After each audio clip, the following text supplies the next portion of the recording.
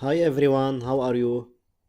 In this video I wanna show you a top free video cropping application in iOS. So stay tuned, let's start.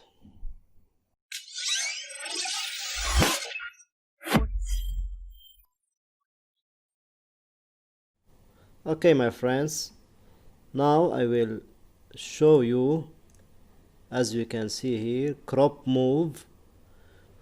So you can, this application, crop your video easily with this application. So let's take a look about this application. Okay, crop move, it's amazing one.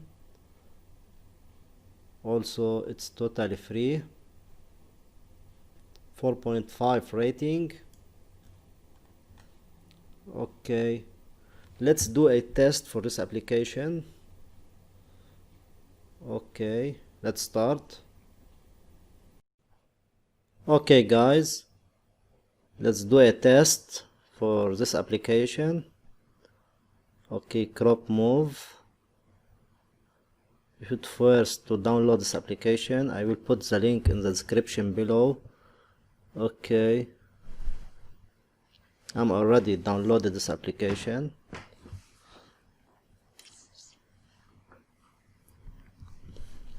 That's it.